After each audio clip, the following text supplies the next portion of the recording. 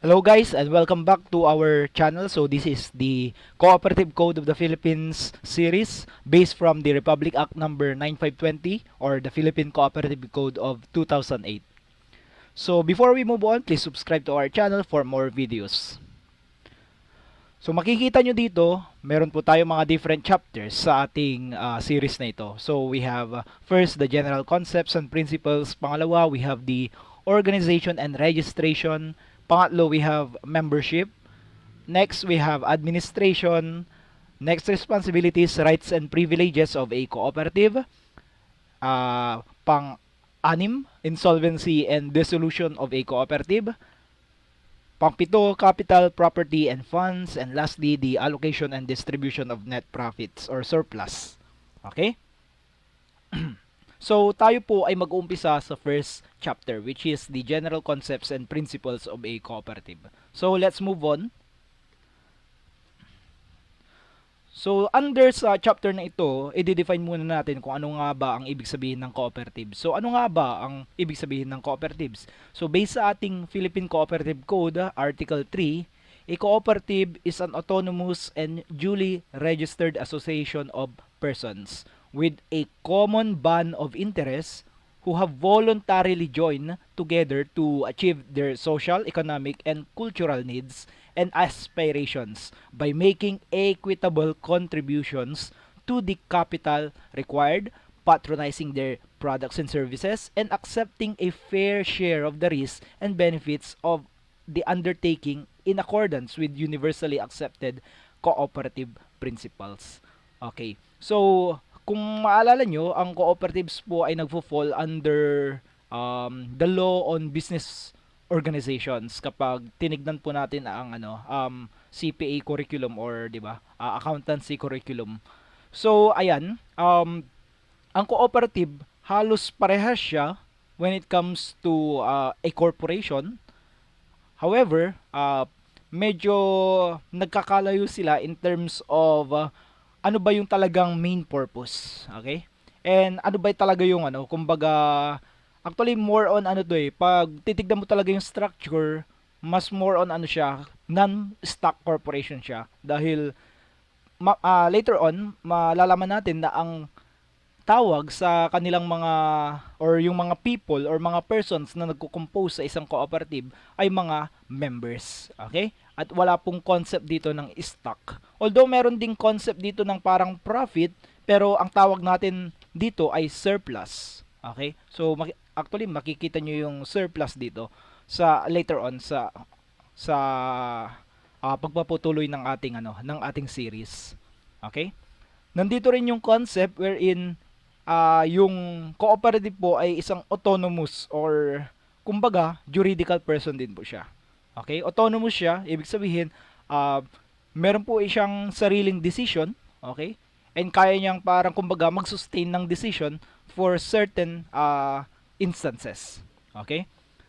Also, yung mga persons na involved sa isang cooperative, kailangan meron silang common bond of interest. And usually, yan ba ay tumutukoy sa kanilang trabaho? Yan ba ay tumutukoy sa kung ano lang yung kinahiligan nilang gawin? Or yan ba ay tungkol sa businesses na kanilang ginagawa or pinatayo? Okay? So, depende po yan sa kung anong klaseng cooperative po yung pinatayo natin. Okay? And ang pinaka-purpose when it comes to cooperative ay para maging beneficial yung cooperative sa lahat ng mga members nito. Okay? Kumbaga, nagkakaroon dito ng tinatawag nating sharing of information. Okay? Tulungan. Okay? Pero, syempre, lahat kayo nagko-contribute. Okay? So, later on, yung mga specific detail, pag-aaralan din natin yan. So, nabanggit natin kanina yung tinatawag nating universally accepted principles of cooperation. So, based sa ating Cooperative Code of the Philippines, meron tayong 7. Okay? At nakikita nyo siya ngayon. Number 1, we have voluntary and open membership. Pangalawa, democratic member control. Pangatlo, member economic participation. Pangapat, autonomy and independence. Panglima, education, training, and information. Pang-anim, cooperation among cooperatives. And number 7, concern for the community. So, ano ba ang ibig sabihin ng mga ito? Umpisahan natin sa number 1, the voluntary and open membership.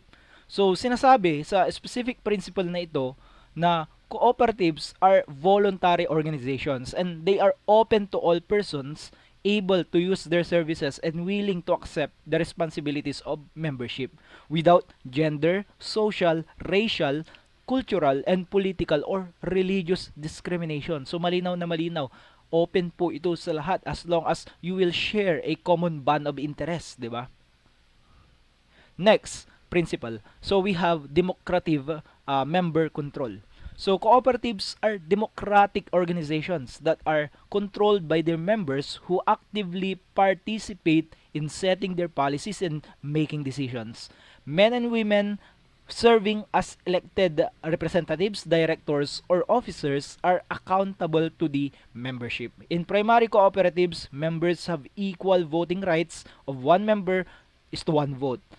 Cooperatives at other levels are organized in the same democratic manner. So, kung mapapansin nyo, sabi natin, democratic member control, ang pinaka, okay, parang kumbaga basis ng mga decisions na nagagawa within a cooperative ay through democracy. Ibig sabihin, nagbobotohan.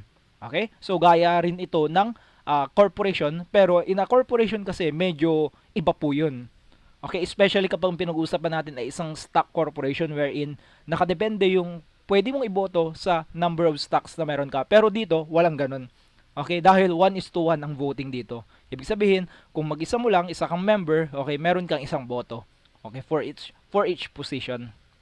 So, gaya rin siya ng non-stock corporation wherein members yung mga tawag sa miyembro nito. Okay, or kasapi dito sa kooperatiba or cooperatives na ito. Okay? Next, we have member economic participation. So, members contribute equitably to and democratically control the capital of their cooperatives. At least part of the capital is the common property of the cooperative. They shall receive limited compensation or limited interest, if any, on capital subscribed and paid as a condition of membership. Members allocate surpluses for any or all of the following purposes: developing the cooperative by setting up reserves, part of which should be at least indivisible; benefiting members in proportion to their patronage of the cooperative's business; and supporting other activities approved by the membership. So, ang ibig sabihin lang nito, para maging isang member, kailangan mag-contribute ka. Okay, pero hindi naman porkit nag-contribute ka, ang makikinabang lang doon ay yung cooperative. Kundi makikinabang kayo lahat. Okay? So, parang kumbaga give and take po yan. Okay? Magko-contribute ka, gagamitin yung mga pondo na yon, yung mga common fund na yon for the benefit of all the members of the cooperative. So, parang kumbaga matatamasa mo din yung kung ano yung kinontribute mo in the end. Okay? Next, we have autonomy and independence. So, nabanggit sa definition ng isang cooperative, ang cooperative ay isang autonomous entity. Okay? Pag sinabi nating autonomous, kaya niya pong mag-decide on its own. And, legally speaking, ito po ay merong tinatawag nating juridical personality or legal personality na tinatawag. Okay? So, cooperatives are autonomous, self-help organizations controlled by their members. If they enter into agreements with other organizations including the government or raise capital from external sources, they shall do so on terms that ensure democratic control, meaning pagbobotohan. Okay? Bago mag-decide na makipagkontrata sa ganitong organization or sa government, para pagdesisyonan yun, kailangan ng democratic control or botohan of their members and maintain their cooperative autonomy. And we have education, training, and information. Cooperatives shall provide education and training for their members, elected and appointed representatives, managers, and employees so they can contribute effectively and efficiently to the development of their cooperatives. And lastly, we have cooperation among cooperatives. So, actually, hindi pa to last. Okay, meron pang susunod pala. Okay, cooperation among cooperatives.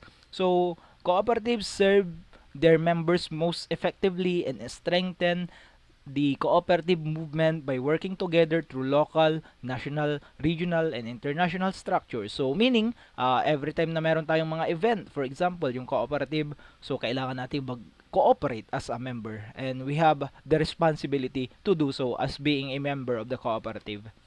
And lastly, the concern for the community. Cooperatives work for the sustainable development of their communities through policies approved by their members. Okay? So yun po yung mga different generally accepted or universally accepted principles of cooperation. And next, we will move on to the different definition of terms or different terms that are important in learning the Cooperative Code of the Philippines. So, we listed down 16 based from the Cooperative Code. So, isa-isahin po natin ang bawat isa. Okay? Let's start with the term member. So, a member includes a person either natural or juridical who adhering to the principles set forth in this code and in the articles of cooperative or cooperation has been admitted by the cooperative as a member. Okay? So, malalaman natin later on na may mga different types of cooperatives. So, depending on the type of cooperative, pwedeng ang member niya ay natural or juridical person. Pag sinabi nating natural, totoong tao. Pag sinabi nating juridical, ito yung mga artificial persons such as corporations, partnerships, sole proprietorship businesses, or another cooperative. Next, we have the General Assembly. Okay. So, pag sinabi nating General Assembly, it refers to the governing body. Okay. The ultimate governing body of a cooperative. So, sila yung pinaka nagde-decide.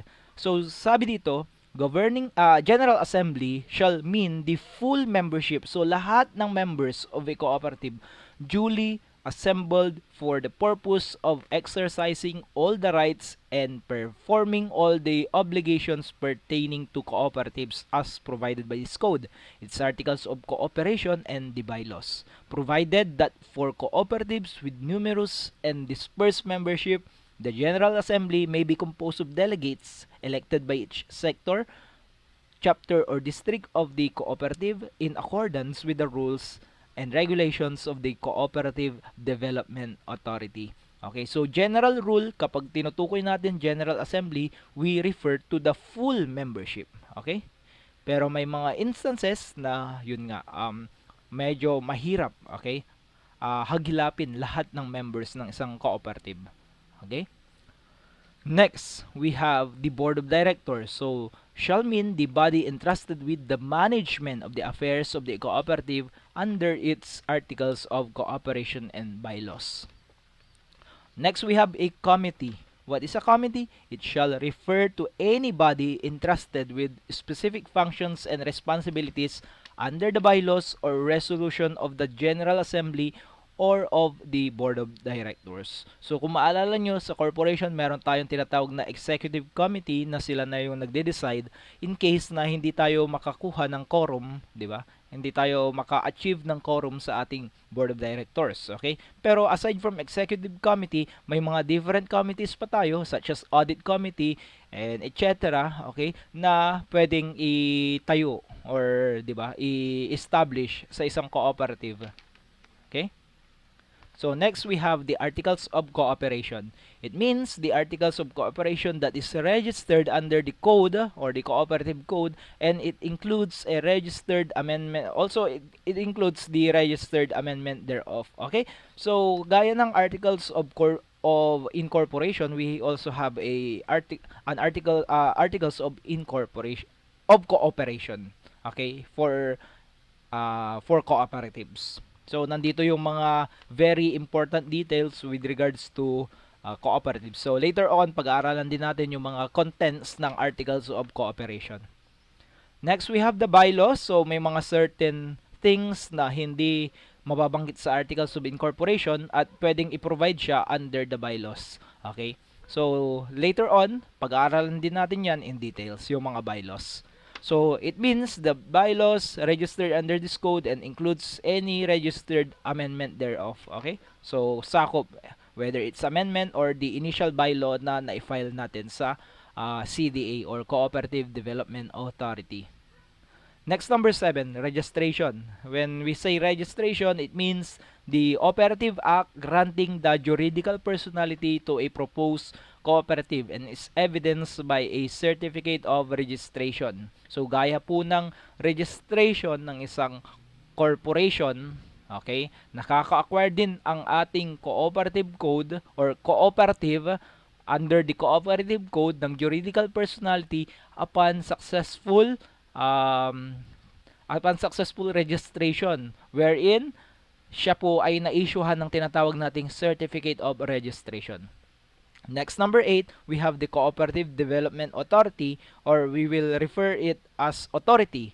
Okay? Under this code or under this series, mababanggit natin siya every time banggitin natin yung word na authority, we are referring to the CDA or the Cooperative Development Authority. So, this refers to the governing agency in charge of the registration and regulation of cooperatives as such, hereinafter referred to as the authority. So, para rin siyang SEC, okay, when it comes to corporation. Pero kapag cooperative, CDA ang governing agency. Next, number 9, which is na-discuss na natin kanina, yung mga different types or different principles na ito. We have the universally accepted principles.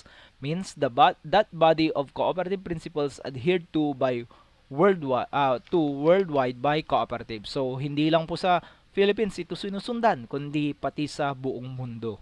Okay? Next, number 10, we have what we call a representative assembly. So it means the full membership of a body of representatives, okay, elected by each of the sectors, chapters, or district of the cooperative duly assigned or assembled for the purpose of exercising such powers lawfully delegated unto them by the General Assembly in accordance with its bylaws. 11. Officers of the cooperative shall include the members of the board of directors, members of the different committee, which is nabanggit natin kanina, created by the General Assembly, General Manager or Chief Executive Officer, Secretary, Treasurer, and members holding other positions as may be provided for in their bylaws. Next, we have social audit. So, it is a procedure wherein the cooperative assesses its social impact and ethical performance vis-a-vis its stated mission, vision, goal, and code of social responsibility for cooperatives to be established by the authority in consultation with the cooperative sector. It enables the cooperative to develop a process whereby it can account for its social performance and evaluate its impact in the community and be accountable for its decisions and actions to its regular members. Okay? We also have performance audit. And performance audit shall refer to an audit on the efficiency and effectiveness of the cooperative as a whole, its management and officers, and its various responsibility centers as basis for improving individual team or overall performance and for objectively informing the general membership on such performance. Next, we have a single line or single purpose cooperative. So, from the word itself, it shall include cooperative undertaking activities which are related to its main line of business or purpose. Okay? So, meaning, iisang purpose lang po yan. Okay? And later on, mababanggit natin yung mga different purposes wherein pwedeng ma-establish ang isang cooperative. 15, we have service cooperatives. So, these are those which provide any type of service to its members including but not limited to transport, information and communication, insurance, housing, electric, health services, education, banking, and savings and credit. And lastly, we have subsidiary cooperative. This refers to 3 or more primary cooperatives doing the same line of business organized at the municipal, provincial, city, special metropolitan political subdivision or economic zones created by law, registered with the authority to undertake business activities in support of its member cooperatives. So that's it for our first chapter, and for the next video we will have organization and registration of cooperatives.